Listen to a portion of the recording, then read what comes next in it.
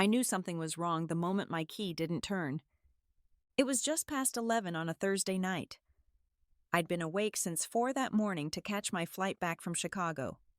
5 days at a pharmaceutical industry conference that my company required all regional reps to attend. My suitcase had a broken wheel. My phone was at 6%. I was running on airport coffee and the singular thought of my own bed. The key slid in, but it didn't catch. I pulled it out, checked the teeth, tried again, slower this time, jiggling the handle the way you do when a lock's being difficult. Nothing. I stepped back and looked up at the house number. Same brass digits my mother had mounted herself 12 years ago when she bought the place. I checked the porch. The doormat was new, plain gray instead of the faded welcome scene we'd had for years. The porch light fixture looked different too, brushed nickel instead of oil-rubbed bronze. Small things, easy to miss if you weren't looking. I tried the key a third time, forcing it, and felt the teeth scrape against metal that didn't match anymore. That's when the dread started. Not panic yet, just a cold, specific understanding that something had been done deliberately in my absence. I pulled out my phone and called her.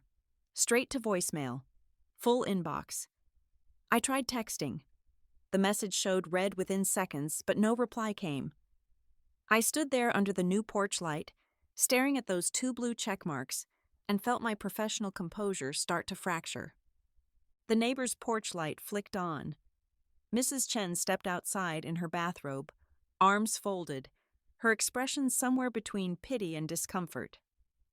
"You're back," she said. "My key doesn't work." She hesitated. "Your mom changed the locks. 3 days ago, maybe. There were movers. I wasn't sure if I should. I thought maybe you knew." I didn't respond right away. Couldn't. Mrs. Chen shifted her weight. "She left something in the mailbox," she added quietly, then went back inside. I opened the mailbox. Inside was a folded piece of paper with an address written in my mother's handwriting. A storage facility 20 minutes away. No note, no explanation, just the address and a unit number. I slept 2 hours at the Marriott on Route 9. Around 3 in the morning, I gave up trying and opened my banking app instead. The joint household account we'd maintained for 4 years, since I'd moved back after my divorce, was nearly empty. My mother had withdrawn $8,000 6 days earlier. The memo line was blank. That money had been mine, saved slowly from my salary to finish renovating the upstairs bathroom. We'd talked about the tile I wanted. She'd helped me pick grout colors. I took screenshots, checked the mortgage account next. My automatic transfers were still going through. 60% of the monthly payment. Same as always. I'd been covering that since I moved back in. Plus property taxes twice a year and the insurance premium every January. My name wasn't on the deed. That had always been the understanding. I'd contribute, she'd handle ownership. Informal, built on trust. I didn't sleep after that. Just sat against the headboard with my laptop open, downloading 4 years of bank statements. At 7, I tried calling again. This time, an automated voice informed me that the number was no longer accepting calls from my line. She'd blocked me. I drove to the storage unit. It was one of those big commercial places off the highway, all identical orange doors and fluorescent lighting. Inside Unit Enoch, I found my life packed into 37 cardboard boxes and black garbage bags. Whoever did it had been quick, but not careful. My winter coats were shoved in with kitchen utensils. Books stacked without organization. I found my framed college diploma wedged between 2 mismatched shoes. The family photos that used to sit on the mantel, my graduation, her 50th birthday, the trip we took to Cape Cod, weren't there. Left behind on purpose, I assumed. There was an envelope taped to one of the boxes. Inside was a letter on law firm letterhead, dated 4 weeks earlier, referencing my mother's rights as sole property owner and citing a 30-day notice to vacate. I'd never received it. The postmark would have shown that, if I still had access to the mail. She must have intercepted it. My phone rang. Aunt Diane, I answered. Honey, I don't know what's going on between you two, she started, voice cautious. But your mom's been saying some things lately. About boundaries. She's been talking to someone new. Some man, I think. I just thought you should know. I thanked her. Hung up. Sat on a box labeled bedroom in black marker that wasn't mine, and let myself feel it for 30 seconds. The betrayal, the disbelief, the specific cruelty of being erased from your own home while fulfilling a work obligation 1,500 miles away. Then I opened my phone and started taking pictures of everything. By noon, my cousin Jake had sent me the Facebook screenshots. My mother's relationship status had changed. In a relationship with Martin Kellerman. His profile showed a man in his late 50s with silver hair and expensive sunglasses, standing in front of what looked like a timeshare resort. His bio described him as a life optimization coach and property consultant. Recent posts included phrases like, "Release the weight of obligation," and "Your space is your power." My mother had posted 2 days ago, "Finally putting myself first, #new chapter, #empty nest." The comments were full of her friends congratulating her. "So proud of you. You deserve this." Not one of them mentioned that her daughter was now homeless. I scrolled further. Found Martin's YouTube channel. 12 videos, most under 1,000 views. The most recent was titled, "Reclaiming Your Space from Adult Children." The thumbnail showed him in a blazer, arms crossed, standing in front of a whiteboard with the phrase, "Your house, your rules" in red marker. I didn't watch it. I checked our joint account history instead. 6 weeks ago, there was an $800 charge to something called Kellerman Life Strategies, LLC. A workshop. She'd paid for it with money I'd deposited. Everything made sense now. The timeline, the language in that attorney letter, boundaries, reclaiming space, obligation. This man had convinced my mother that I was taking advantage of her, and she'd believed him. Or wanted to believe him. Maybe that distinction didn't matter. The attorney I consulted was a woman in her 60s who specialized in tenant disputes.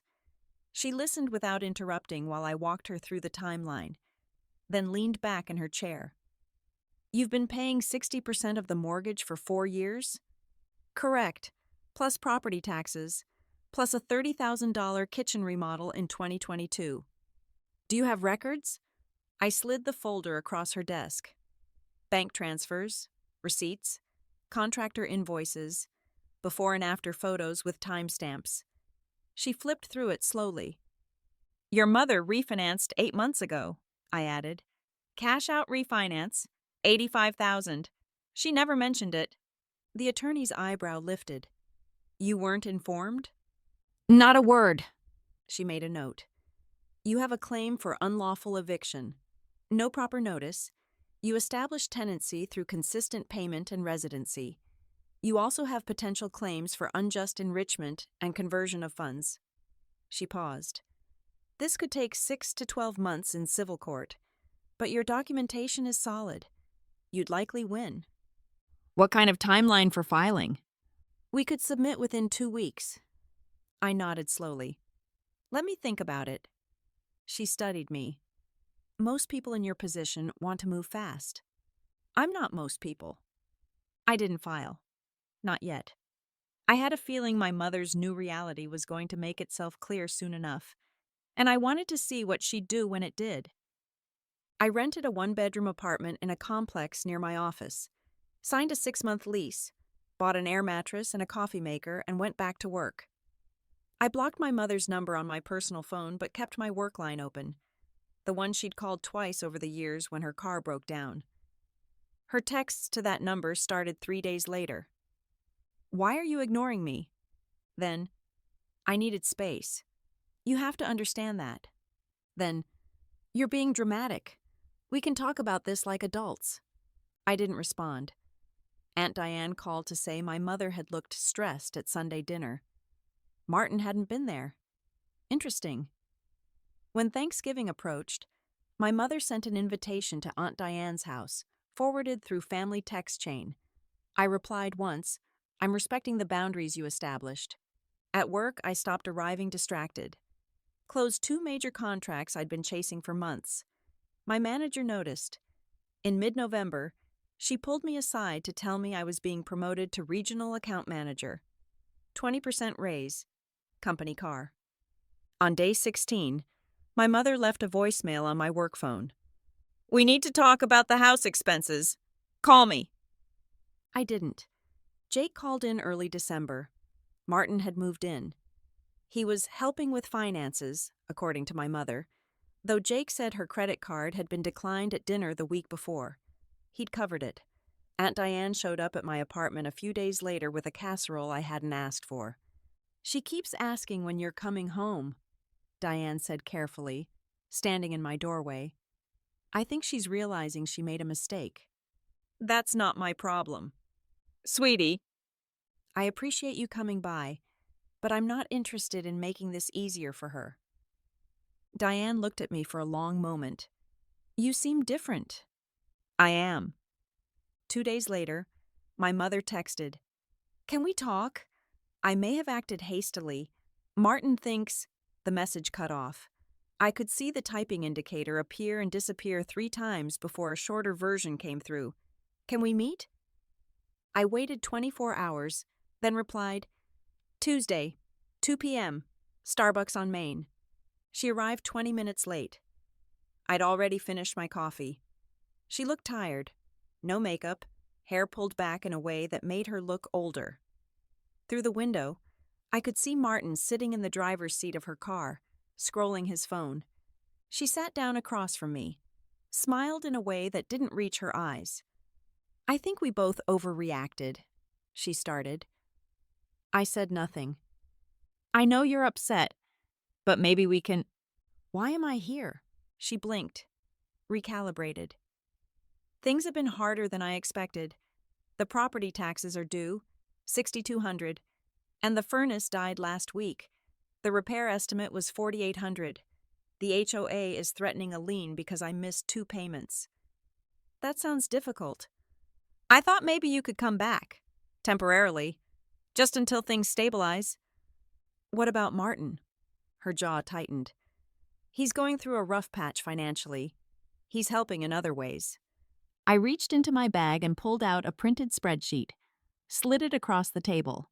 She stared at it. 4 years of contributions," I said. "Mortgage payments, property taxes, insurance, repairs, renovations. The total comes to $157,000. That's my equity in the house." Her face went pale, then red. "You can't prove that in court." I pulled out a second folder. "Actually, I already have. This is the draft filing my attorney prepared. Unlawful eviction, unjust enrichment, conversion of funds." I opened it so she could see the letterhead. "Do you want to see the rest?" She stared at the document. Her hands started trembling. Outside, Martin was watching us now. "I'll be in touch," I said, and stood up. The first call came at 2 in the morning. I didn't answer, but I listened to the voicemail in the dark. Crying, barely coherent. "Martin left. He emptied my savings. I need help. Please come home." The next morning, she sent a screenshot of her bank account. Negative $3,200. Jake confirmed through the family grapevine. Martin's social media was gone. Mutual acquaintances said he'd moved to Arizona. There were already photos of him with someone new. My mother called again. "The bank is threatening foreclosure. You're all I have." Aunt Diane's call came that evening. "Your mom hasn't eaten in 2 days. I'm worried. Please, whatever happened, she's still your mother." I closed my eyes, took a breath. "I'll meet with her at my attorney's office, Wednesday at 10. She arrived in a borrowed car. No makeup. Shaking. The attorney's conference room felt too large for the 3 of us. I'd prepared 3 options, printed on plain paper. Option A: she sells the house. We split the proceeds 60/40 based on documented contributions. We both walk away. Option B, I buy out her remaining equity at a reduced rate. She rents elsewhere. Option C, I cover the back taxes and liens. My name goes on the deed as 50% owner. She stays in the house under a formal lease agreement, market rent, minus a credit for basic upkeep. She read them twice, looked at me. Her voice broke. I can stay? If you choose option C, 5-year lease, annual renewal clause, no unauthorized occupants. You maintain employment. The joint account closes today. We'll set up separate accounts with a shared expense tracker. The attorney added, if my client chooses to forgive rent in future months, that's her prerogative. But legally, you'll be a tenant. My mother's hands shook as she signed. When she finished, she whispered, I'm so sorry. I don't know what I was thinking. I slid the tissue box toward her. Didn't say anything. I didn't move back right away.